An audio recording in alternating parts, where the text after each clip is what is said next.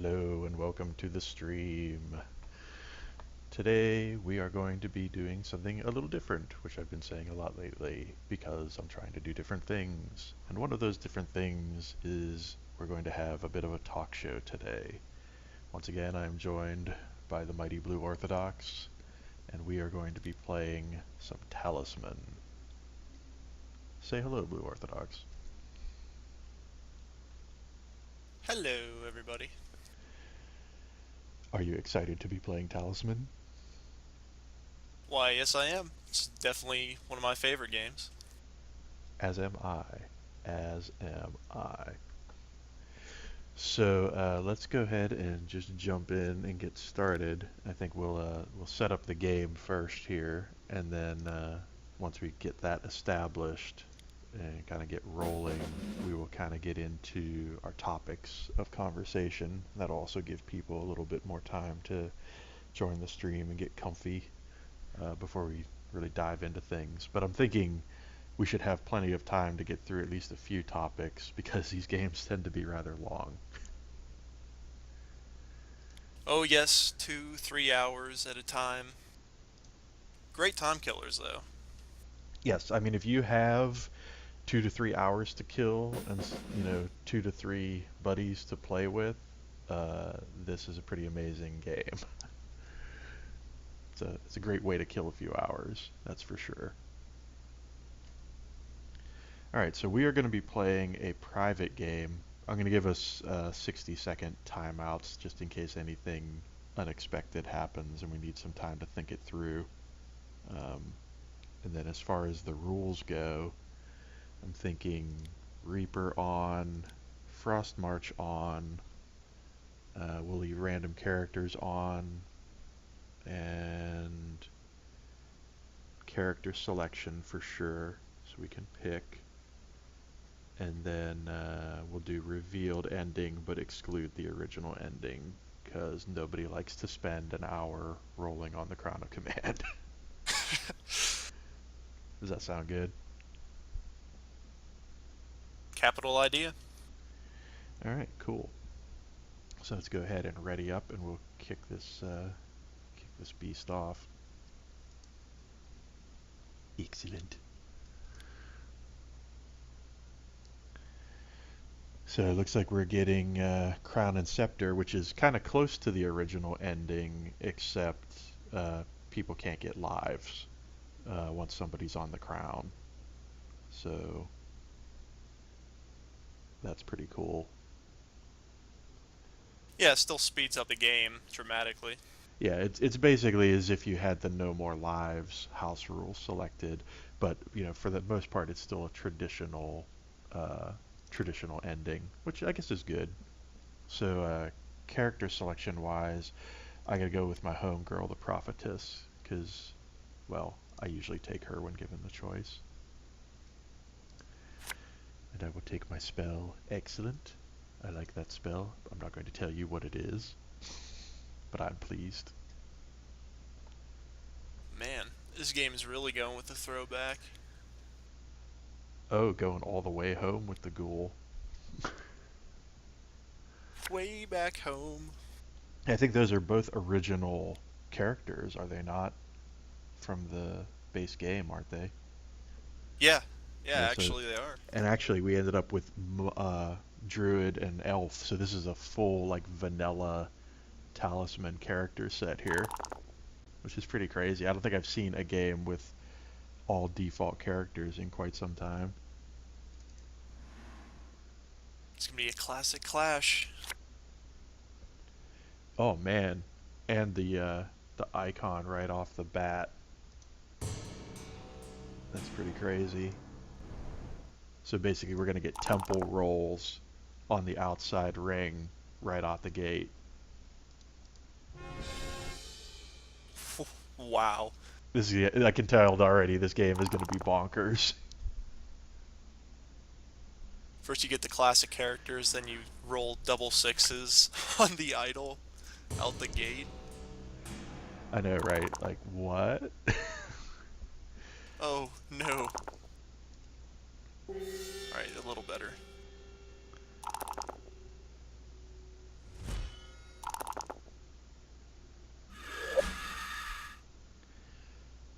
congratulations. I mean, I hate you, but congratulations. That's the talisman spirit, right? It's all about, complimenting while subtly, backstabbing your friends. Oh, all the time, all the time.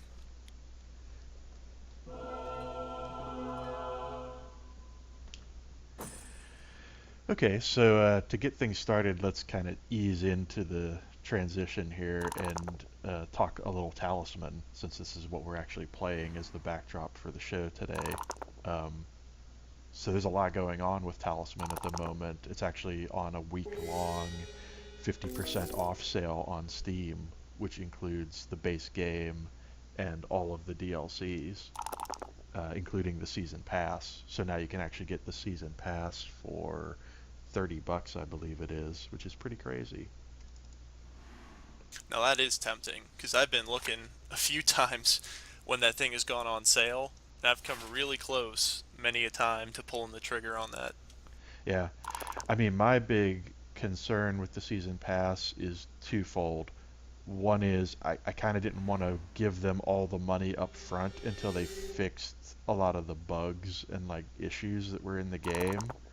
And the other thing, and this is probably even more so the issue for me, is part of the season pass is that runestone unlock, which basically means if you buy the season pass, you automatically get all the runestones unlocked, which to me is kind of the whole point of the leveling progression and the whole point of playing single player. And so I kind of didn't want to buy the season pass and then ruin my, experience uh, leveling up as a result. Yeah, yeah. Although to be fair, I mean, since we play classic rules anyways, the runestones never really come into play. Even Yeah, though it does mess up the leveling, though, I will agree with that. yeah, and I definitely do. That is a really good point you bring up, which is that the way we play the game, the runestones don't really factor into it. But I think there's just something nice about you know. I'm probably gonna regret farming this, but whatever. There is something nice about like when you're playing a single player game. That is really weird that that just happened twice. There's something about when you're playing a single player game, right? And you want to get something out of it because you're not getting that competitive jolt that you get from playing against other people. So the runestone unlocks were just a nice thing, like a carrot on a stick to have while you're playing the single player. So them getting unlocked by getting the season pass was kind of a turn off to me. I just wish they'd made it optional, I guess, right? Like just had a button that you had to hit in the game that says, "Hey, you have this DLC to unlock these. Do you want to use it?" Like I just don't like that it's automatic. Yeah, I mean, I think honestly they could do a lot better of a job if they were to allow people who are gonna buy, like the big bulk content like that to kind of pick and choose, if you're not buying like the Game of the Year edition or whatever. Like this would be a perfect example of that, where it's like, well, I don't want all the rune stones, but I do want all the other content, because that's again the only piece of content that we don't like is Hmm. just you get all the rune stones off the bat. So Yeah, and I feel like they could have even been a little bit more discreet about it and said like, okay, here's a DLC bundle that's just all the extra characters, or here's a DLC that's all the expansion card sets, and I get that they're trying to just do an all-inclusive season pass, which, honestly, given how some season passes work, I give them a lot of props for that because then you get people who proclaim something as a season pass, but then it's really just um, it's a tease because you're only getting maybe 70% of the content that they're planning to release. I hate you so much, Enchantress. Let's try this. That's better. I will take that. Worth it, I would say. I well, think you're back. not going anywhere. I think Fate lives. back to. Yeah, indeed. But I think like back to that whole issue of the season pass, like I think of things like Defiance or Borderlands or like certain other games where like the season pass didn't even necessarily include all of the content that was available, or it was priced higher than you might want for what you were actually getting out of it. And at least with these guys, they've made it very clear that every piece of content that's going to be released for this game is included in that season pass. And in fact, like they just recently announced they're going to do that wilderness expansion is going to be, I guess, the last one they do.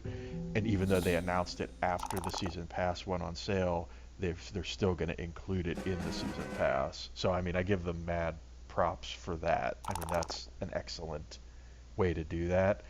It just might have been cool to have some additional purchasing options, to maybe just get the card expansions or just get the characters or just get the runestone thing and not necessarily have everything all bundled. Oh my goodness. What What is... just happened? This game is insane! I don't even know how to process what just happened there. Well, the good news is we're very early in the game. Yeah, it's not too much of a setback. Yeah, I mean, if you're going to have something like that happen, this is the part of the game where you want that to happen. And, your luck, you'll just end up with the assassin. Oh, never mind. Oh, man. Although you do have a chance at some Uh... expansion characters here, which is kind of cool. The leprechaun is my dog. That's who I would probably take in that, given that choice. But I just like getting the 3 free gold every time you land on the woods. Yeah, no, I mean, that is an incentive. I'll Well, it's take the interesting staff. because isn't the guy that you just took kind of like the craft equivalent of the ghoul? Because doesn't the ghoul basically operate on a similar fashion? Actually, honestly, I forget what the necromancer special things are. I just remember you get spells, and so that's why I'm like, I'll just go with the necromancer. Nice. Yeah, I think he can take craft followers similarly to how the ghoul takes strength followers. I think he uses them similarly, if I'm not mistaken. It's been a while since I read the card, though. Um, so yeah, to kind of wrap up the discussion of the Talisman sale, 50% off for the base game is just kind of a no-brainer. I mean, that's like 750 or 749 or whatever for what's a game that you could easily get like, a couple hundred hours of gameplay out of if you really, you know, are into it. I think that's a pretty sweet deal. Oh yeah, and for $30, I mean, again, no brainer for. I mean, especially if you look at just the breakout of all the expansions and all the characters and everything coming down the line. Hmm. It's an absolute no brainer for me. Yeah, because I mean the simple fact is there's only been 2 real expansions released so far. We've had the Reaper, which came out with the launch of the game, and Frost March, which came out a few months back. And now I believe right when this sale ends, if I've interpreted the stars correctly, is when they're going to be dropping the next expansion, which is the Dungeon, which I'm very excited about because that's going to actually be the first board expansion, which, from what I understand, is actually going to expand the squares that you can actually maneuver through on the board itself, which I think is a neat idea. And I'm really looking forward to seeing how that gets implemented. Yeah, I've wanted to honestly see uh, a board expansion now for a while. I mean, I love the base game, don't get me wrong, but I think just to expand out and be able to do different things, or I guess experience like different squares, Hmm. I think that's always something to look for, especially in these types of games. Yeah, and I feel like, especially now that a lot of the kind of questionable, glitchy, sort of technical issues with the game are getting sorted out, I'm a lot more excited about seeing expansions. There was a little bit of concern for me initially, especially when games were crashing a lot and like there was a lot of trouble maintaining online games and matchmaking and stuff like that. Um, that maybe they were releasing expansions too quickly when the base game itself was having so many problems. And there are definitely still problems in the base game that I feel need to be addressed, but I also feel like they've done a pretty good job of acknowledging those issues and working towards resolving them. I mean, this last major patch that came out for the game, they did a complete overhaul of the online, and switched to a completely different, matchmaking and online gameplay protocol. Um, and so it's clear that they're putting a lot of post-release support into the game. So I kind of feel better about getting into the expansions and the DLC more wholeheartedly now that they've kind of proven that they're serious about addressing the issues with the game.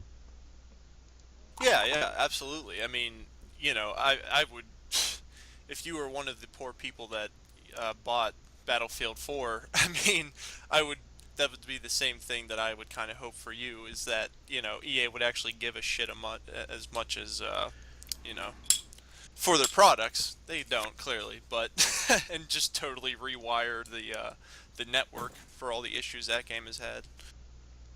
Yeah, I mean, for a developer to step up, to that extent and say, hey, we're going to gut our network code and start over again because we realize this is an issue for people, I think says a lot about their commitment to their product. I think that's a praiseworthy thing for sure. Because not a lot of developers or publishers would do that, to be honest, just to be frank about it. Ugh.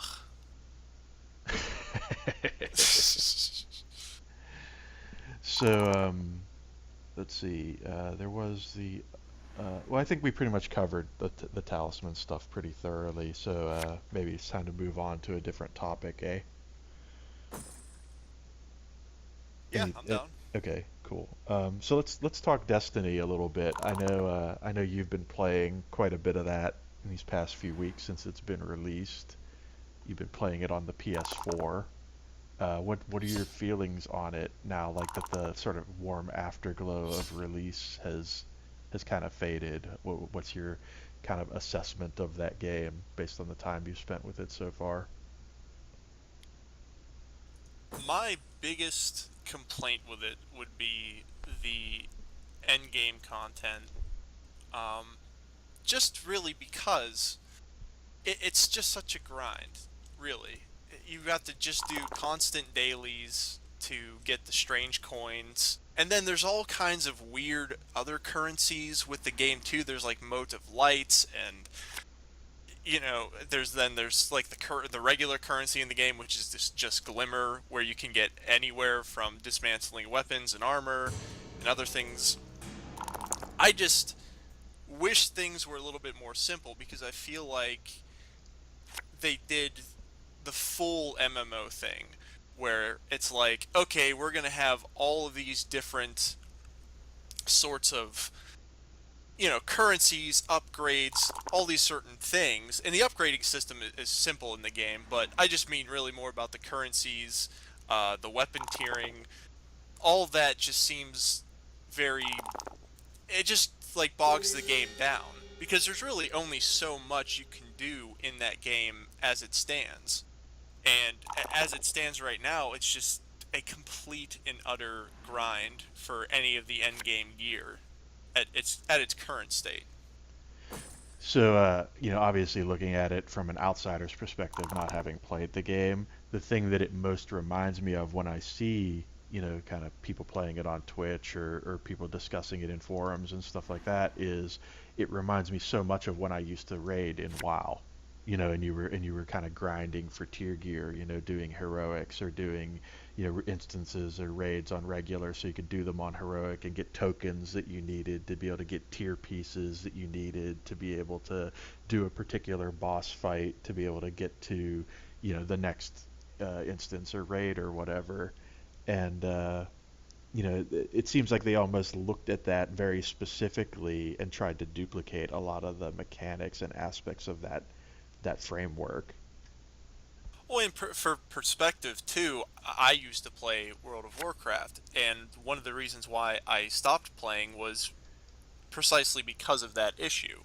Um, Really, because it just became such a grind at some point when you're just sitting there and you're going through the raids and you're hoping against hope that a piece of gear drops for your not only your class but also the role that you're playing. And so it's very frustrating too in Destiny where the random number generator that they have going for, or have rigged in the system, I should say, where it's not skill based, it's not anything based on what you've done in the game necessarily. It's very frustrating because you might be the best one in the raid, but you won't actually get or do anything, or be able to get or do anything, because you're completely at the bay of the game, wanting to either give you something or not, like a piece of gear that you desperately need to get your light rating up. Hmm. So I was totally paying attention to everything you were just saying there, but I just have to say, booyah. Oh yeah, that was a fantastic pickup, by the way. That whole thing that you just went through. Yeah, no, but I feel like that's when it makes me think, when I think about the premise of starting to play Destiny, right? And I think like, okay, should I get a PS4? Should I get into this game? And go through that cycle. And I think about it in those terms of my experience playing WoW, and I think about, why it is that I don't play WoW anymore. And it's because of that kind of constant treadmill of, okay, I want to get all this hot new gear so I can go do this new content. But then as soon as the next content comes out, I've got to throw all that gear away and start over again on the treadmill. And for me, the kind of the straw that broke the camel's back with WoW was the monthly fee, right? It was like, okay, I probably could have been okay with going through that kind of loop, but the fact that I was paying, 12 to 15 bucks a month, depending on the subscription, to do that, just became off-putting at a certain point. And so I think, like, could that loot loop compulsion in Destiny still be attractive given that there's no monthly fee involved in playing the game? But I wonder if I'm just at a point now where I'm not interested in, playing a game like that anymore, like regardless of whether or not there's a fee involved. Yeah, I mean, for me, what it really comes down to, just the quality of the content, especially in terms of Destiny. And with Destiny, I just don't. There's just not a lot to do. It almost falls into like the Defiance category, where there was such an idea of something here, like a great idea was there, but Hmm. it's either Bungie didn't know what to do with it, or they took it in a direction that just was just too wow, or I've struggled sometimes to figure out what they were exactly attempting to do with the game, looking at it now. Well, the other big question mark for me with Destiny is find myself wondering how much content is already done for that game, and are they just sitting on it waiting to dole it out and release it over time? Because that's a big question for me about that whole situation, right? Is it that there is a bunch of content available and they just didn't include it in the base game because they want to dole it out, month after month, uh, for just to keep people interested? Or is it really that they brought everything that they had to the table and now you're going to be waiting, 6 to 8 to 12 months for any significant new content to appear in the game? And I mean, I don't know that I have the answer to that question, but it is a question I find myself pondering when I consider whether or not to get in on that game. Well, yeah, and listen, for in the defense, I should say, no, in the defense of WoW, I will also say that at the very least, with World of Warcraft, with all those roles and things, um, that you play in those raids, whether it be, tank, DPS, healer, all of those separate things, like you at least felt like you had a job and you had to do it to the best of your abilities. Um, and with Destiny, it's just too much of kind of like your basic shooter. So it doesn't really even matter again, and I guess maybe that's why they went with the whole random number generator thing when it came to the rewards that it dishes out. Um, because the game's play is just not that interesting. It's just like the critical hit fest. Like, okay, go throughout this entire, add-on crucible before you get to the final boss, and then just, critical hit him to death for 15 minutes. Hmm. And it's just not that compelling. It's too casual for me, because on top of that, there's really no consequence for any failing in the game. Like Hmm. the game doesn't punish you at all. It's not like if you die you lose glimmer. Nothing happens. You just restart at a checkpoint. Hmm. And that's especially surprising in raids, because I feel like really, you're not going to punish me or or punish us for failing this little, like, at the very least with WoW, you had to be on your game in those raids, or else you'd have to start back from square one. Well, and plus that you take gear, damage, and at a certain point your repair costs for your gear would become an issue, especially multiplied out across like a 10 or 20 man raid or whatever. Yeah, yeah. So there's just really not a whole lot left, especially if it's, especially set up as an MMO like it is. It's just not that compelling. And even as a shooter, I mean, it's just, there's a certain point where you hit in the game and you kind of just go, I just don't care anymore. Hmm. And that's kind of like, unfortunately, it's kind of the point that I've hit with it, because the content is just not, it's not there, or it is there and it's just not interesting. Even with the Vault of Glass raid that they recently implemented, and how they were trying to toad people, oh, it's very hard, and the group of people, like when the game was first dropping, they're like, oh, well, it's going to be a very difficult raid, and it's taken 2 weeks now for this one group of people to get through it.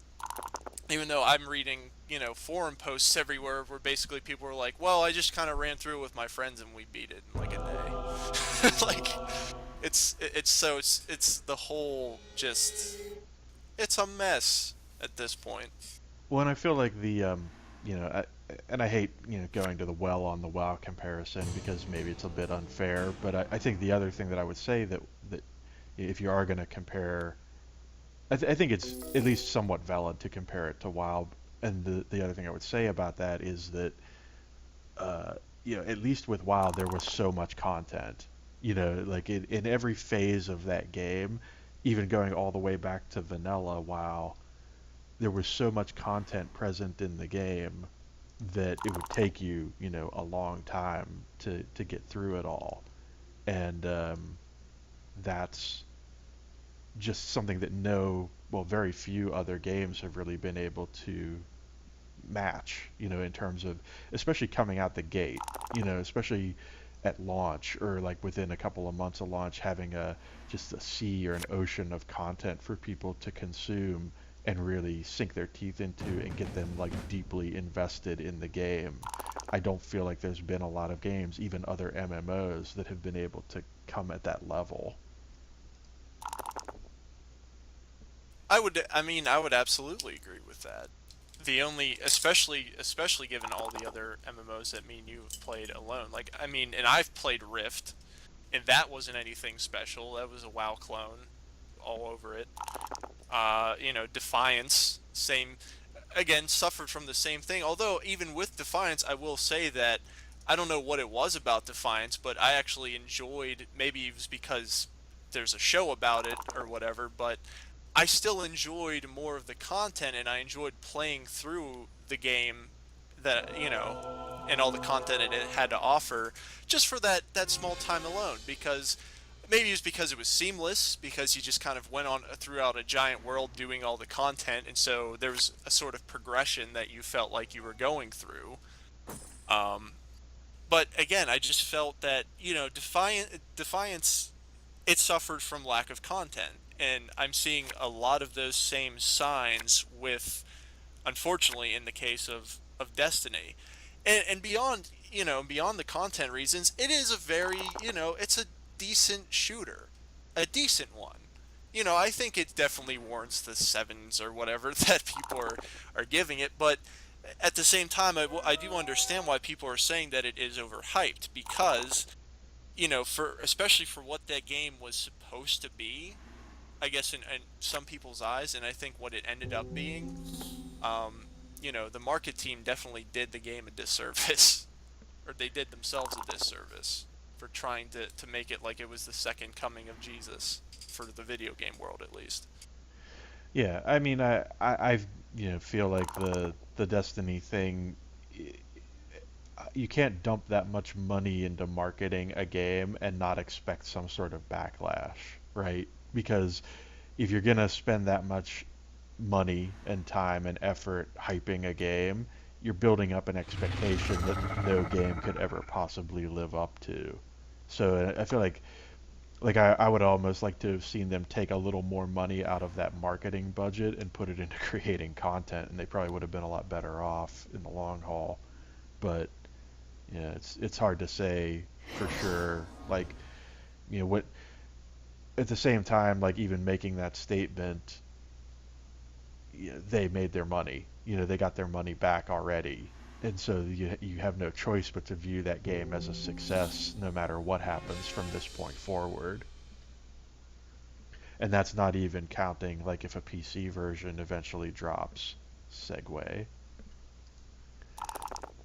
Aha, I see what you did there. Yeah. So that to me is the other big issue, right? Talking about Destiny is, you know, at this point, okay, I've dodged the initial bullet, right? Like I waited for the game to be released. It's out now on PS4, and there's kind of been this consensus, wrong, right or wrong, made about the game. And now the question is, if that game were to come to PC, uh, would I want it? How much would I pay for it? Uh, what state would it be in by the time it actually got ported? Those kind of questions um, I find compelling. So here's the question, I guess, to start off with is, do you think it's coming to PC at some point? I say yes. I would I would think that, especially being Activision. Activision is Activision. They love money and they'll do anything to get it. So that to me is just a no-brainer. I think absolutely they would go for the greatest, uh, the best way to make the most money, and that's easily porting it to the PC. Yeah, I would concur with that. So if it were to come, when it does come to PC, let's put it that way, um, how much do you think it'll sell for, and how much do you think it's actually worth having played it on PS4 now? I mean, even with the content and the amount of time that I've played for the game, it's definitely, I can't say that it's not worth $60, because even if you just play the game until you get to level 20, even if you play through the story, which I've still not played through the entire story yet, but I mean, at the same time, let me tell you, I mean, from what I've played of it so far, it's nothing to write home about. Mm-hmm. Um, I just, you're still going to get your money's worth out of it. Just, even putting aside everything else, if you don't play the multiplayer, if you don't do many of the raids, you're still gonna get, $60 out of it. But is it worth the season passes? Is it worth all of that other stuff? Probably not. Even with any of the extra content, again, depending on what they do with that extra content. If it's just more of the same, then I would say absolutely not. But again, time will have to tell. Hmm.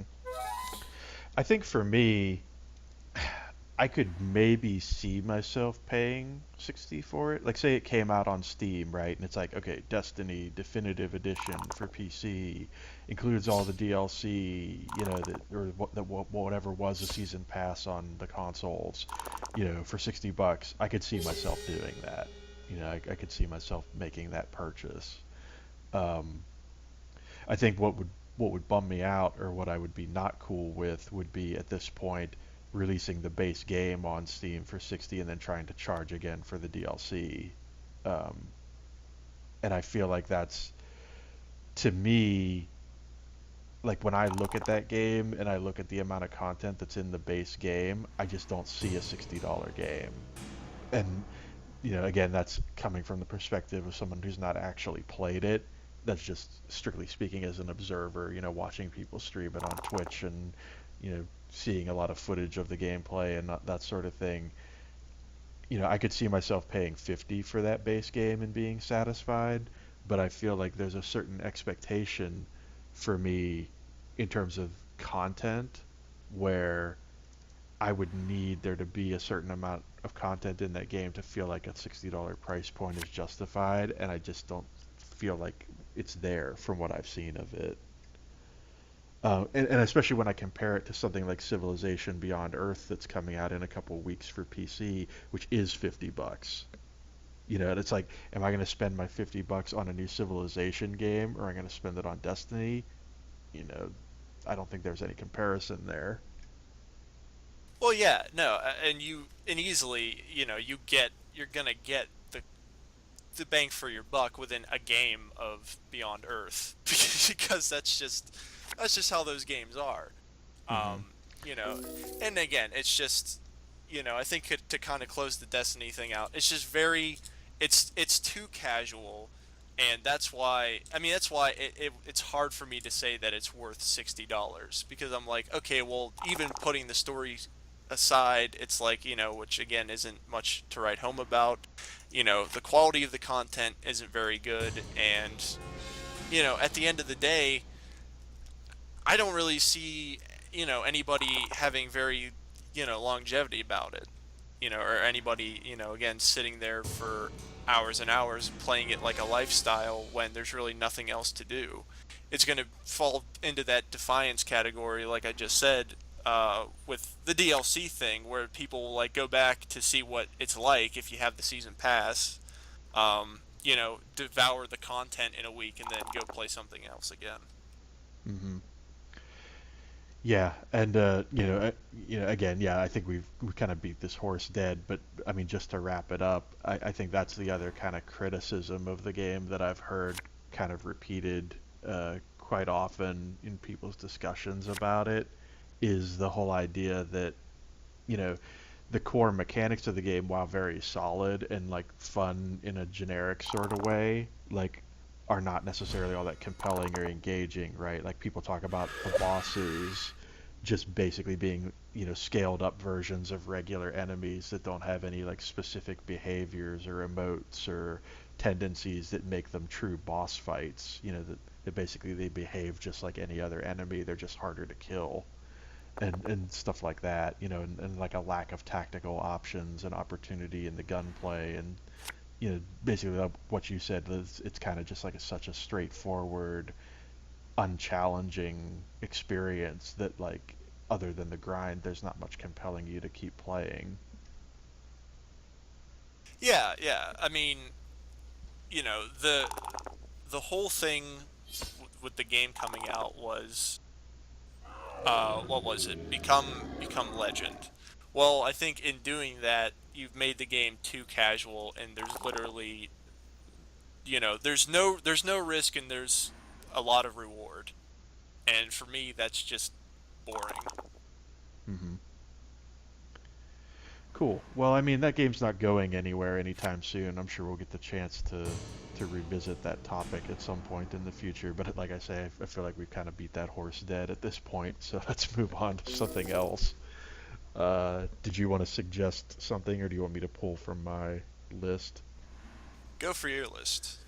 Okay, so let's kind of switch gears a little bit. Let's talk about some hardware stuff.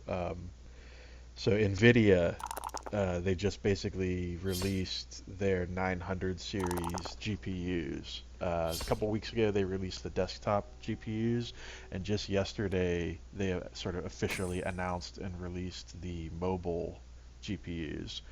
And the thing that I think is really interesting about this is the implication or the sort of assertion on their part that their mobile GPUs are actually bridging the gap in performance between desktop and mobile, so that at a certain point here, we will reach a point where these mobile GPUs will essentially have similar or the same performance level as their desktop counterparts, but still be able to be used in things like laptops and iMacs and all-in-one PC, gaming PCs and stuff like that. And so, um, wait, that was weird. Did that not do what I thought it was going to do? Hmm.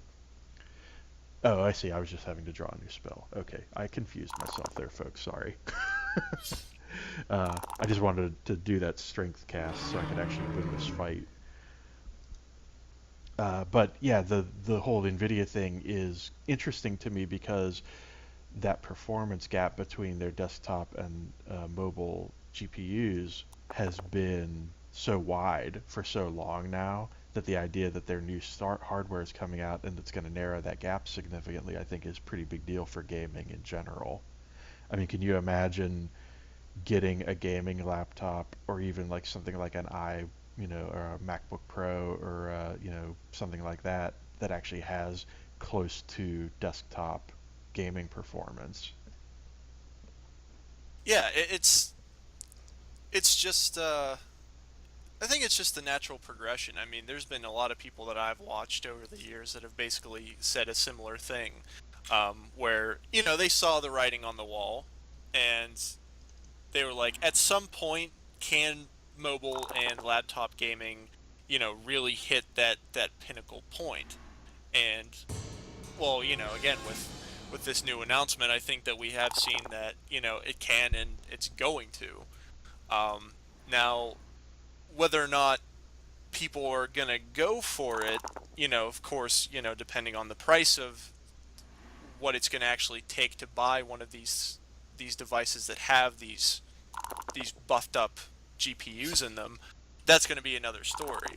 Because I think it's going to really come down to, is it worth, dropping all of this money on something like, again, something like a phone or something like a laptop just for gaming, when you can just, for a few dollars, if it's just a few dollars more, you could just buy yourself an entire desktop setup. So I think that's what it's going to come down to more so than, can it perform? Because we know it's going to perform. It's NVIDIA. Um, it's just, for me, it's just going to be the question of, is there actually a clientele that is going to want, a cell phone or, a laptop just for gaming? Again, if you don't have a desktop, it would probably just be, it would make sense to get one. But if you already have a desktop, that one, it's kind of a question mark at that point. Like, if you get paid to do this, then most likely you're going to buy it just to do reviews and test it. But for the regular person, I don't know, I kind of struggle to see um, the need for that, again, if you indeed have a desktop. Well, I think it's twofold, right? Because I feel like there's always been a contingent, and I think it's a fairly large contingent of people who really like the idea of a gaming laptop. They like the idea of that portability of being able to like stick it in their bag and take it over to their friend's house and do like, instant LAN or whatever. And there is something to be said for that. The just the that portability and flexibility of having something that you can, literally take with you anywhere and have like a quality gaming experience. And I think that's kind of like the dream, right? Like that's the dragon people have been chasing for years now, is to have that kind of system that they can plug into a monitor and a keyboard and a mouse at home and have like a desktop caliber experience, but also still be able to take it with them wherever they go. So I definitely understand the appeal to that. And I think if people can make that choice, they're going to want to do that for the most part. If they're not losing anything, if what they're losing is not significant. Oh my goodness, I am so glad I am the prophetess. Um, if what they're losing is not significant, then I can't see any reason for them not to at least consider that option. And I do think, speaking to your point on price, I think kind of the whole point of these 900 series GPUs is that they are competitively priced. I mean, you can get, at least on the desktop side of things, a 970 with 4 gigs of video RAM that'll basically outperform almost any other card out there for, I think it's like 330 bucks from Amazon right now. And so like that's, compare that to just a year ago when, you were buying a GeForce 780 Ti for 700 bucks. Like that's a pretty significant price drop. Can only assume that those price drops are mirrored on the mobile side of things. Yeah, yeah. I mean, and I think in that case, and especially when you bring up the land uh, capabilities with something like a laptop or a phone, um, I think it's just natural that people would probably want that. If you have a group of people who are into gaming and you're into gaming, then in that case that would be a no-brainer. hmm I do still think, though, that there is something to be said, and I think this is kind of what you were alluding to earlier, for the idea of just having the dedicated gaming desktop. Having that place in your home that you set aside and say, okay, this is my gaming space, and I have the tricked out, PC with the nice keyboard and mouse and monitor and all of that stuff. There's something compelling about that. It's kind of like having your little gaming fortress or sanctuary or whatever. Well, yeah, yeah. So I mean, especially if you are balls to the wall into gaming, um, and you have a group of friends that don't want to lug your giant desktop everywhere to try and plug in and do stuff with, then by all means, I mean, especially if the price is right, like you were saying, um, then I would say go for it. Well, I'm going to be really interested to see what Apple in particular does in response to these GPUs being released, because I feel like this is their moment. Like they've kind of been struggling with a lot of their hardware that they've been releasing the past year or so. Like they've made what I would consider to be some pretty big missteps in terms of hardware configurations and the way they've been kind of positioning their machines like kind of across their product line. But I feel like this is a golden opportunity for them to take these newly available GPUs and make some pretty amazing machines built around them that could be sold at a very competitive price if they were willing to take that step. And a lot of people might laugh and say, "Oh, Mac gaming, that's funny," but like it's only funny, it's only a joke because Apple has never really taken it seriously. And if they were to take this opportunity to make that transition and get serious about gaming, I think the hardware is finally there as a result of these announcements that they could take that step and actually become a force in that regard. But of course, that's a big if and a big question mark, and something that, from a historical precedent standpoint, is pretty unlikely to happen. Um, uh, yeah, I think I can probably safely fight this guy at this point. I think adding to your point though, it seems like it's always been a role reversal, especially when it comes to Microsoft and Mac, because it's like with the Mac, for most things, especially from like a professional level, whether it be, like if you're into design, if you're into really again anything from a professional, like if you're using it for, for your Productivity. occupation, yeah, occupation, productivity, all of that good stuff, then in that case, it would definitely be in your best interest to have a Mac. Um, but that's the thing. It's like if you're just a gamer, and you just want to play, you just want to play your games without any hassle. Like, it's a no-brainer to just go to Windows, not Windows 8, but Windows, 7 or whatever.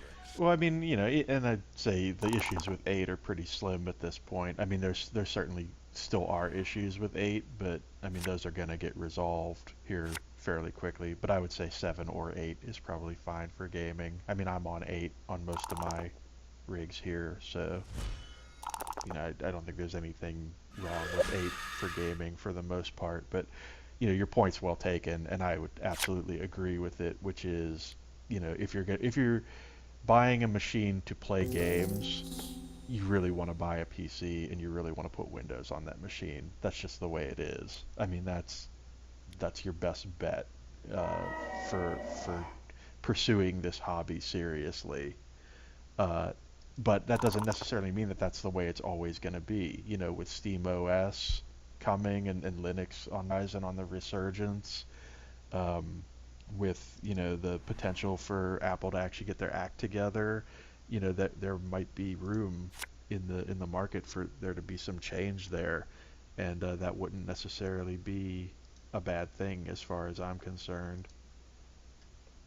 Well, yeah, I mean, honestly, I would just say that I just wish at this point that more people like Steam and like Mac get into, and of course Linux, get into the race already. Because I think right now what's happening in the gaming industry is just, what me and you have talked about all the time is just, just lack of innovation, lack of really any, because it's the whole transitional period in between, technology bumps.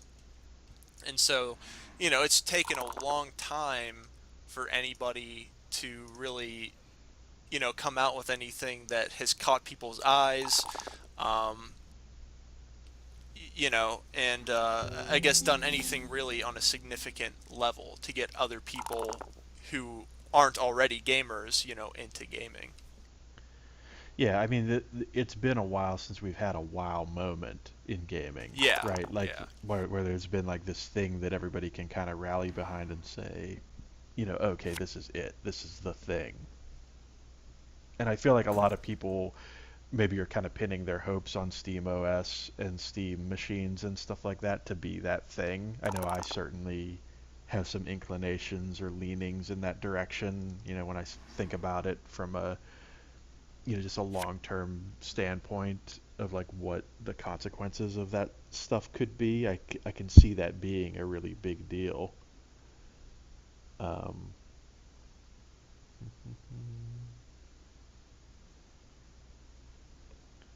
okay, sure, why not? But I feel like, ooh, shiny. I feel like the thing is, no matter what happens in that regard, there's still the rest of the industry to consider, right? Like there's still the console space. There's still what's happening with Nintendo and Microsoft and Sony. And while I feel like to me personally, those parts of the industry aren't nearly as interesting or as relevant as they used to be, I know for a lot of people they still are. And so the thing that kind of bums me out is I remember when the products that those three companies were releasing were so consistently compelling that every time there was a new hardware announcement you'd get excited, but I can't remember the last time. I think the PS4 announcement was probably the last time I felt any genuine excitement for anything that was happening in that side of the industry.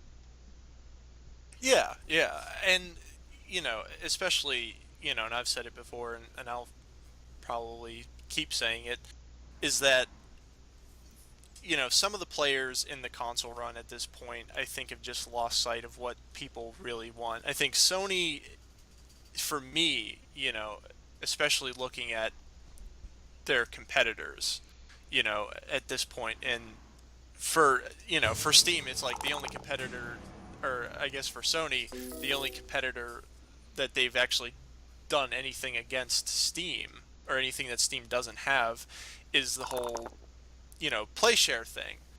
So they're making innovations to the way that people game in a very meaningful and in a very, like you were just that you just touched upon, compelling way.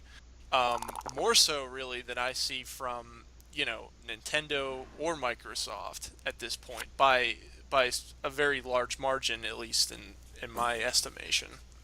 Hmm.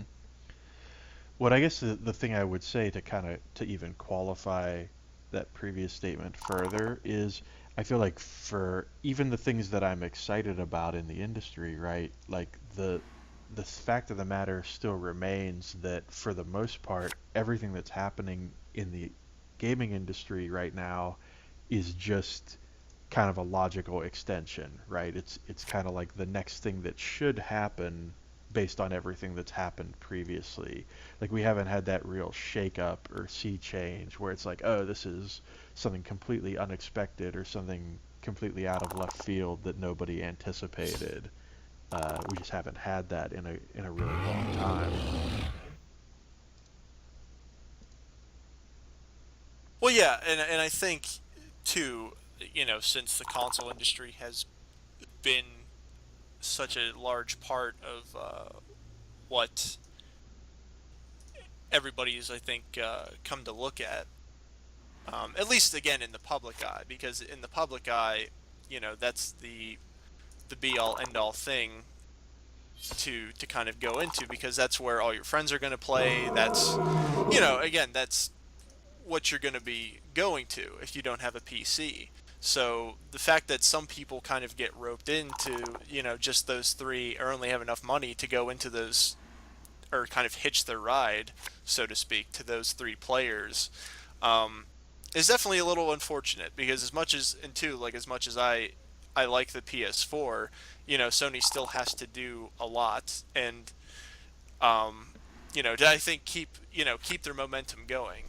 But it's a good thing too that they kind of acknowledge that they know that they need to keep on doing things, um, and keep pushing the envelope in order to really kind of reinstate themselves as a larger player in the video game industry. Hmm. Well, I feel like they've done a good job, with the PS4 up until this point, and they've done a good job of being very like humble in terms of really learning from the mistakes they made with the PS3 and trying to right those for the most part. But I also occasionally see some things with the way that they do things that I am a little bit that gives me a little pause or gives me a little skepticism or cynicism. And I think about, the situations like with this drive club thing that's going on right now. And I don't know how much you've been following that situation or what your feelings on that are, but I kind of did want to talk about drive club a little bit anyway. So maybe this is as good a time as any to do that. And I don't know if you saw it or not, but there was some news today that apparently the PlayStation Plus version of that game, because the whole thing they've been touting with that game since the beginning was that if you had PlayStation Plus, you were going to get some version of that for free, uh, has been delayed. And their excuse or their rationale for delaying it is they say they want to decrease server load. But to me, there's that cynical part of my brain that can't help but thinking, you don't want to decrease server load. You want more people to buy the full game before you give it away for free. Yeah, yeah. And like, that like have a hard time believing that that's not the case, because the first thing I think of is, well, if you were really concerned about server load, you could have released the PS Plus version a few days early, and gotten all those people onto the servers and gotten it all sorted out before you released the full version. It seems a little sketchy and shady for them to all of a sudden say on, the day after launch, oh, the reason this isn't on Plus yet is because of server load. That just Well, doesn't yeah, ring true and for me. well, yeah, and it's because Sony is still a corporation, and I feel like sometimes people forget that, um, and I mean it's just a clear case of them, again, just wanting to I think set themselves up a little more, because maybe they're like, oh man, the version of the game that we were going to give out just has like everything in it. Is like, we don't want to do that. We want to gimp it a little bit more and then release it, just so people kind of look at it and they're like, oh well, now I have to buy the full thing. It's very, I mean, I would definitely agree, it's a shady business move. Yeah, I think like that to me, honestly, is the first thing that they've done, um, since they started getting into all of this stuff, where I've really questioned. It's the first thing since the PS4 announcement, really, that they've done where I've been like a little bit skeptical of their motives, or their kind of reasoning, or their logic behind everything. Man, damn you, dragon. The pain, the horrible icky pain. But again, that's maybe just a little bit cynical, or a little bit, suspicious on my part. Maybe they are having server difficulties. Not having a PS4 and not trying to play that game. I don't know what the actual issues that they're having with it are. But the other thing I think about when I think about Drive Club is, what is really the purpose of that game, other than to give the PlayStation 4 a racing game while people wait for Gran Turismo 7. I mean, is that like, because in my mind, it's almost like that is the only reason that game exists, right? Because the Gran Turismo people were like, we can't have a Gran Turismo game ready in time for launch, or even a year after launch. You need to do something else. And like, I almost feel like Drive Club is like the result of that conversation. Well, and it's funny that you mentioned something like that, because for me, it immediately reminds me of almost like when Forza 4 came out, um, and basically for the Xbox One. For Oh, me, Forza 5. Forza 5. Yeah. So it kind of reminds me about that, because honestly, like, me myself, I'm a huge fan of Forza Horizon. I love that game. And people knew that Forza Horizon 2 was coming out, but not for a while. So I feel like it's almost the same thing. It's almost like they're copying Microsoft, which is weird because Microsoft hasn't done one right thing yet. At least in terms, I mean, they've done a lot of backtracking, sure, but I mean, from them themselves originally, they have not actually done a whole lot of good yet on their own merits. Um, so the fact that they are kind of copying that move, I don't know, it's a little bit sketchy. Um, Mm-hmm. and again, it's like, you know, honestly, that's what took Forza 5 as, is just like, okay, this is just kind of the racing game to kind of help you out before, the game that you actually want to play is here. Yeah. I mean, I've heard nothing but great things about Horizon, and it's the one title, I guess you could say, that I'm at all jealous about not being able to play for not having an Xbox One. You know, I, like I it like one game in and of itself is certainly not enough to make me want to buy a console, like no matter how good that game is or could be. Um, but I think Forza Horizon is definitely one of those titles that I covet, where I'm like, oh man, if only that game would come out for PC, you know, or something like that. Yeah, yeah. Um, but I feel like the really super weird thing to me about the whole Drive Club thing is I look at Drive Club and I look at something like Grid Autosport, and all I can think of is, man, if Grid Autosport had just come out for PS4, they wouldn't have even needed Drive Club because it's like I would say feature for feature wise, like I would take Grid Autosport over Drive Club any day of the week. Oh yeah. I mean, and that's I think that's just a no-brainer there.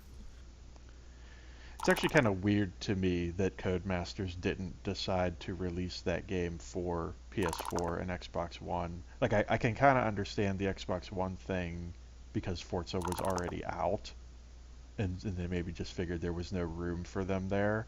But I feel like, given that that game was released back in July, if they could have gotten a PS4 version of that out, I think it probably would have helped them get more attention for that game. Because honestly, like I say, based on what I've seen of it, I think there's no question in my mind that I'd rather be playing Grid Autosport than Drive Club.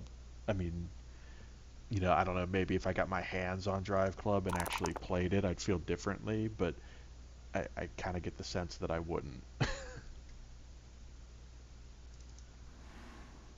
Yeah, I mean, it comes down to in that case just about experience. Like you said, until you actually pick it up and play it, you really never know. Like, cause me, like I could sit here and I could harp negative on Destiny all day until you actually come along and play it, and you're like, well, maybe it's like, well, actually, maybe I could see where, you might see it differently than I do. Hmm. So I think Sure. in that regard, it's definitely just down to experience and what kind have you had with the game. Hmm. Yeah, absolutely. I mean, and the thing is, and this is the thing that's important to not lose sight of too is like for a lot of people, gaming is such a personal thing, and it's all about like what hits you at the right moment, right? Like I think back to my experience playing Watch Dogs earlier this year, and how like when I first played that game, I really enjoyed it, but I realized after, some time had passed that the reason I enjoyed it was because it was the right game for me at the moment that I played it. It like kind of scratched a particular itch that I was after, and just hit at exactly the right time for me to get into it. And it's one of those things where had I looked at that game, you know, 2 months plus or minus when I did, I would have had a much less favorable view of it. But they just happened to be at the right place at the right time to get me to, respond favorably to it. But it was totally a situational thing. Had I come at that game a month later or a month earlier, I probably would have been a lot more critical of it.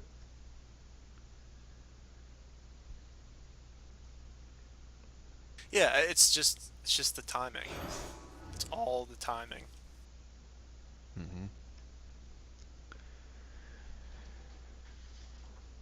All right. Well, I think we've covered actually a few different things. Um, Well, we were the thing that kind of caught me was that we were talking a lot about actual games, and so I think we have a few of those still left to cover. Yeah, yeah. Well, let's talk about something that might be surprising to talk about because I feel like it's become so fashionable to hate on it. But let's talk about the new COD for a minute, um, because damn you, Activision and your trailers. If I'm not like at least somewhat interested in that game all of a sudden, like out of nowhere. Yeah, it is honestly, it's been the first game since World at War that seems like it could actually be doing something actually different than all of its other predecessors at this point. And, mind you, there are quite a few. Hmm. Well, and I definitely had gotten into that whole, you know, Call of Duty fatigue thing, right? Where it's like, okay, I've played a few of these. Like the last one that I actually played was Modern Warfare 2, and at that point I was like, you know what, I'm kind of done with this formula. You know, I've kind of had my fill of this style of gameplay and what this is offering and that sort of thing. But I realized at a certain point that that wasn't actually the case, because I started playing Soldier Front 2. And in a lot of ways, Soldier Front 2 is basically Call of Duty multiplayer without having to pay for it. And I mean, that's Yeah. maybe a bit of an oversimplification, and there are certainly some issues with Soldier Front 2, not the least of which being its netcode, that I think, people might argue that that's enough of an issue to not be able to make that comparison. But the simple fact of the matter is that I enjoyed the hell out of playing that game, and it's so similar mechanically to Call of Duty multiplayer that it made me realize it's not that I'm sick of Call of Duty multiplayer, it's that I'm sick of paying $60 a year for it. Yeah, yeah. And I would say that that's one of the reasons why Advanced Warfare actually looks interesting for once, is because it doesn't look like it's just rehashing the same old formula of like, okay, you got your perks, you got the leveling system, now you gotta run around and do all this shit and blah blah blah. Like, Hmm. aim down sight, center screen on thing you want to make dead and make dead. Um, with Advanced Warfare, I just feel like, you know, because before they were trying, I feel like they were just trying to almost ham fist their way into, making it like too realistic, or like trying to at least make it feel like it was realistic. And for Call of Duty, and seeing just how that game is just naturally structured, it was never going to be like that. Hmm. Well, I feel like there's this weird, like, kind of turf war that's been happening over the past several years between EA and Activision and Battlefield and Call of Duty. And I feel like both games have really suffered as a result because Battlefield's been trying to be more like Call of Duty and Call of Duty's been trying to be more like Battlefield, and both of the games have been getting ruined as a consequence of that fight that's been happening. Because Yeah, Battlefield needs to be Battlefield. It doesn't need to be Call of Duty and vice versa. And I feel like the interesting thing is, and who'd have thought this, that Activision would actually be the one to realize it first and take the step back, because I kind of feel like that's what they're doing with Advanced Warfare, where it's like, okay, wait a minute, we don't really need to, like, let's be the thing that our game is really good at being and not try to be this other thing that we clearly are never going to be anyway. well, yeah, exactly. It's like Call of Duty, even back, on my favorite one, Call of Duty 4 Modern Warfare. Who hasn't played that game? Um, like that is the last. Everybody always says it. And I guess I'm an old timer, if you can even call me an old timer when it comes to that sort of thing. But it's like that was the last good Call of Duty to me, because just I don't know if it was just circumstances from when it came out or whatever, but that game was legitimately good. Oh yeah, no And doubt. yeah, and it's like, and I feel like ever since then they have not really hit that point again, until, like, now with Advanced Warfare, where it's much more, embracing that Twitch shooter styling that it's really always had, Hmm. What I from the perks and the, all this shit that they're doing. Yeah, and I mean, like a lot of people got excited over the Kevin Spacey thing and the single player and all that, and that really doesn't do much for me, to be perfectly honest. Like it doesn't hurt the game, I don't think, but like the trailer that really did it for me, that kind of sold me on it conceptually, was that first multiplayer trailer, like that 8 or 10 minutes where they like showed the maps and showed the mobility, with the jet boost and the all that stuff. Like that was where I finally like said, "Hey, wait a minute, they're presenting something here that I at least find somewhat interesting." And it like that was actually like it's funny, right? Because when you're lulled to a certain point and you have your expectations are so low for a series, it's funny how something that simple can have such a profound impact where you're like, wow, I'm actually interested in this again and I never thought I would be. Yeah, and I think that's what's happened with COD Advanced Warfare. I mean, the thing that sold me too, again, was just the multiplayer trailer. Um, you know, again, from the perk system to the thing that I liked a lot, me personally, was the way that they made a loot system for the game. And for me, that was really important. And the same thing too when they were talking about trying to balance all of the perks and the sort of things that would like make your basically make your playing style your playing style. From the different perks to the different play styles that you utilize, and the looting system. Because for me, I'm not really a fan of like, and I don't even know why this came to my mind, but like Counter Strike Global Offensive Hmm. and all the stuff that they did with that, where you have to buy, or you unlock the crates, and then you have to like buy the keys to unlock the crates to actually get the stuff out of them. And even then it's a gamble, because it's like you might get 16 different blues before even getting close to a purple or whatever. And like me, it's just like gambling. But it's like with COD Advanced Warfare, it's like you get 3 pieces of gear guaranteed after every match, despite if you did bad, good, whatever. And I think that's saying something, though.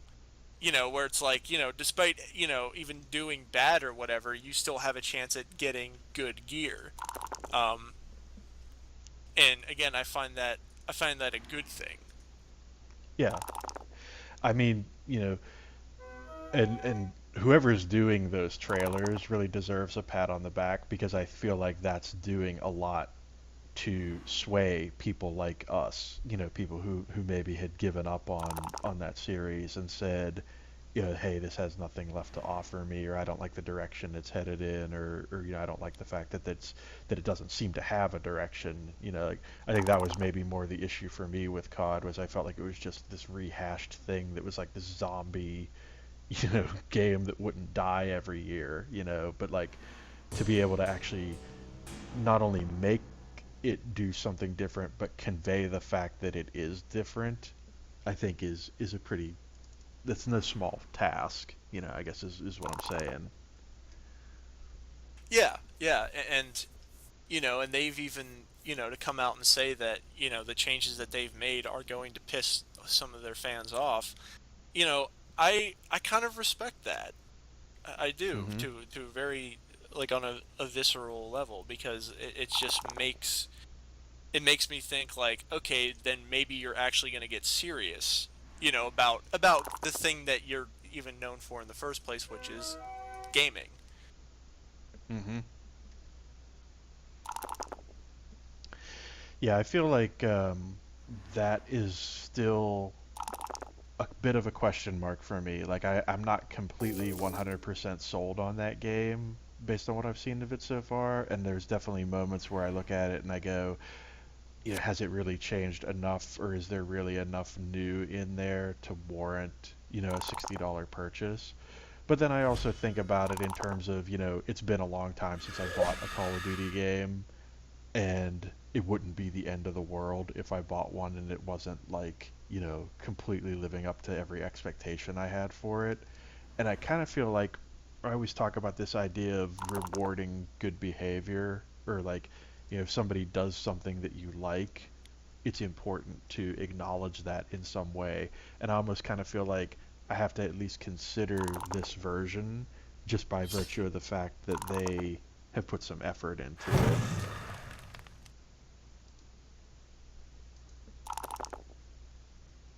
Well, yeah, it's just the whole bit where credit is due.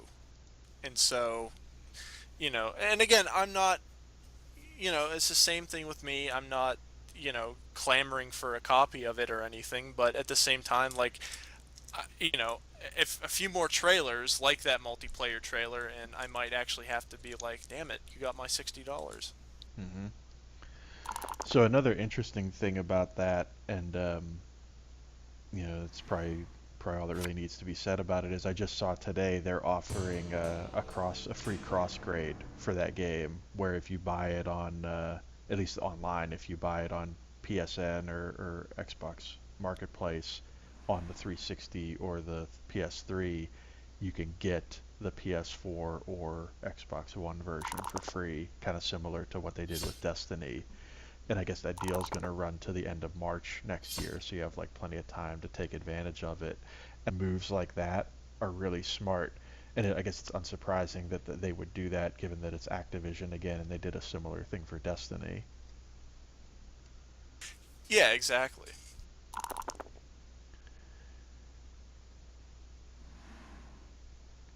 But I feel like that's, just generally speaking, a good move on the part of the console industry, just acknowledging the fact that, hey, we want you to move to this new platform, but we also understand that you want to continue, to buy games on your current platform, and enjoy those. And also be able to buy it once and know that even when you get your new console, you're still going to be able to play it.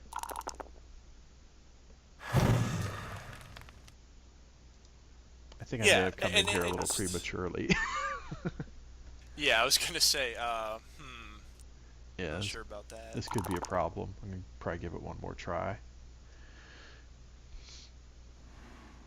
But yeah, I agree. I mean, especially given all of the other crap that gaming has kind of thrown at the poor console gamers. I mean, I don't want to put it like that, but you know, I didn't mean poor as in poor. I meant poor as in like just the way that the companies Put are treating upon. their Yes. customers. Yeah, exactly. I'm not a PC Master Race guy or whatever, but I just think things like that, it's cool to actually do. So it's like, if you ever make the transition to buy a next gen, you're not going to be gameless. Hmm. So I think more games needed to start doing that. Yeah, I'd certainly like to see that. I think it'd be cool. Ooh, one down. Clearly, I need to use the sword instead of the axe.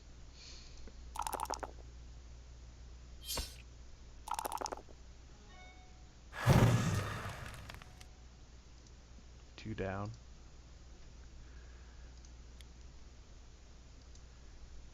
Here's where Blue Orthodox tries to hack my machine's random number generator. Damn it, it's not working. It's not working. Okay, give me one more Excalibur. Let's do this. Oh, sick burn. Oh, not cool.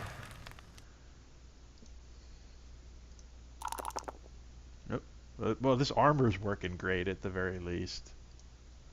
You got that diamond studded stuff, I guess. Yeah, that's pretty baller armor right there.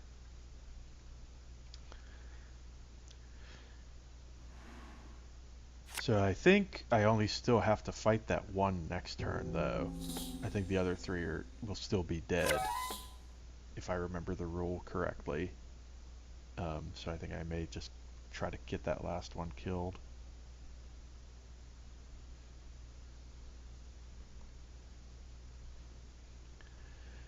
But yeah, the Call of Duty thing is interesting, and it's definitely it's another one of those games where, like, I think another thing that gives me a reason to consider it is just the fact that it's on Steam, unlike Battlefield, Stupid Origin, Go Die in a Fire. But I guess that's a good transition to like another topic I had, which was Steam in general, and like some of the interesting things that have been happening on that. Like, obviously we alluded to the Steam box and Steam OS, or sorry, Steam Machine and Steam OS stuff earlier, but even beyond that, um, just talking about the um, recent change to the store design that they did, which I kind of have some mixed feelings about. Like, what are your thoughts on the new Steam store design? Uh, I'm not a fan, honestly. The Mm-hmm. whole the whole popular new releases thing, I'm just not like. I liked the new releases tab. That Mm-hmm. was just my and now the only thing that you really have is the upcoming tab. Mm-hmm. But beyond that, there's really no actual store page if there's no new releases tab anywhere. Well, the thing that bothers me about it is how it's become a popularity contest, right? Because it used to be new releases were just what's new. And it wasn't weighted in any way. It was just, hey, this is what's new on the store, and let's, move on from there. And, you make the determination as to whether or not that's interesting to you. But now you have a situation where, games are coming out, and unless you are aware that that game is coming out and know to go look for it, you're not necessarily going to see it on the new release page unless it's already sold enough copies to be considered popular.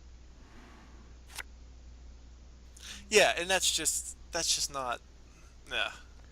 I don't like that. I feel like one of the things that I always liked about Steam is that it was a level playing field for the most part. Everybody could come and put their wares on that store, and everybody had basically an equal chance of getting noticed. I mean, sure, Valve would highlight or like, feature certain games in those, big splash screens, or on those special store pages or whatever, and that's fine. But there was always that list you could go to that says, hey, this is just literally everything that's come out on the store in the past couple of weeks. And I really appreciated being able to just go through that list and find like obscure games that like I otherwise wouldn't have known about. It takes the whole, like you said, it takes the whole chance for other people to actually get into the game, like, out of the equation. Hmm.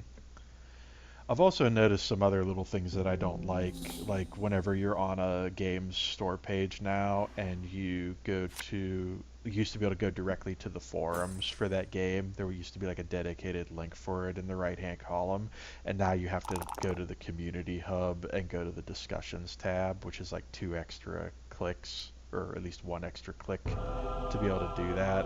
I feel like that's a little clumsy and cumbersome compared to how it used to be. Like the forum link was kind of buried on the page anyway, so you kind of had to know to look for it. And I guess like now the community hub is right there at the top of the page, which is a little more prominent, which I like. But I almost wish there was just a direct link to the discussions there instead of having to go to the community hub and then pick the discussion tab. I know that's a little nitpicky, but like, as someone who's done a lot of work on UI and user experience stuff, like it was something that just kind of bothered me almost immediately. I've also noticed some other odd behaviors in the game, or in the store in general, where like sometimes I feel like things that should be getting displayed aren't, for various reasons. Like sometimes I go to look at or upcoming releases, and I'll hit like show me more, and like nothing will come up, or I'll get like a store page error or whatever, and so I can't even look like past a week or two into the future to see like what might be coming out soon. Yeah, yeah. Yeah, so just the popularity thing and just the overall way that they've got that whole thing set up now, I'm just not a fan of. I just Hmm. and on top of that, it doesn't even look very very good, which is another criticism from me. Yeah, I mean, I can definitely see what they were going for in terms of trying to make it more consistent in terms of how like big picture looks. Like you can tell that they're trying to like standardize their look and feel so that like the desktop client looks more like the big picture client. Um, but yeah, I'm a little bit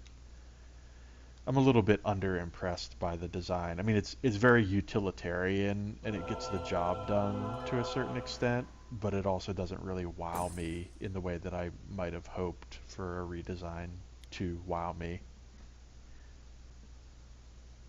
Well, yeah, yeah. I mean, I understand that, if they want to just be like, well, the old design was just getting stale or whatever, that's, that's hearsay. But I Hmm. just kind of wish that, they would, like they could have made all of those aesthetic changes and still kept, like the new releases tab. Yeah, I feel like it's always a little bit weird, right, when you make an aesthetic and a mechanical change simultaneously, because then you're never quite sure what it is that's throwing things off or making them feel odd. Because sometimes you might not like a new aesthetic, but once you get accustomed to it, you feel differently about it. Um, and so that's just, something that I feel like I don't know, like I might not have made such sweeping changes all at once like that. And it's weird because I was talking about it when it first happened and how they were rolling the changes out in one section at a time and saying how that seemed a little odd to me. But that's even less odd than changing the mechanics and the look and feel simultaneously.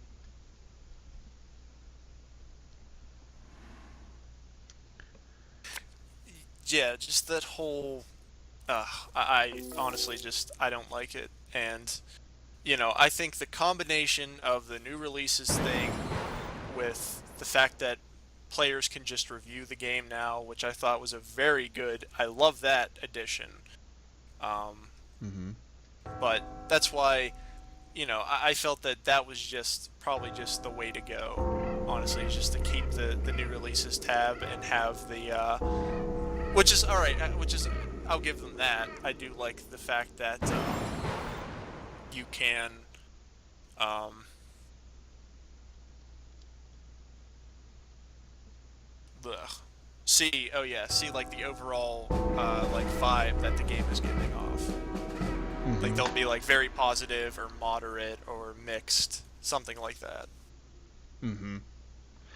Yeah, I definitely agree that there are issues there. I mean, like nothing that they're doing in that new design is so bad that it's really crushing me or making me feel like, oh, they're on a bad path or it's Steam's jumping the shark or anything like that. I just feel like there's certain things that I call into question and think about like, how valid is this really? But then, like, even as stuff like that is happening, there's other cool things happening. Like, those Disney games just got released, and more games is good. There's certainly some games in that pool that I wouldn't mind checking out at some point. You've got things like Metal Gear Solid 5 coming to Steam soon. There's a lot of good stuff happening on Steam as well, and I think they're still in excellent shape overall. It's just that new design. I don't know. It's got some questionable aspects. Just looks really weird. Cool. Well, as you can see, we have come to the end of this game of Talisman, and I guess maybe that's a good point for us to actually end our talk on. What do you think? Yeah, I thought we covered a lot of topics, and there's only a few things that we didn't get to, but I mean, we could always save that for another show. So Yeah, I think what I'd like to do is maybe try to do this, once a week. Maybe Wednesdays would be a good day for this to just try to have a kind of consistent, talk show type format, and we don't even necessarily need to play Talisman every time. I mean, I think it's a good backdrop for sure for a discussion like that. Um, but maybe you guys can let us know what you think of it. Obviously, I'll be posting this to my YouTube channel, and hopefully, people will get the opportunity to see it there, and we can maybe get some feedback or even some ideas for conversational topics and stuff like that. And hopefully, in the future, more people will be following the channel and be able to participate live and stuff like that, because it would also be cool to get some feedback from the viewers and get some direction as far as like conversational topics from the chat and stuff. So, um, but I think for now that's probably a good place to wrap it up. Yeah, I concur. Awesome. Well, until next time, Talisman. Talisman.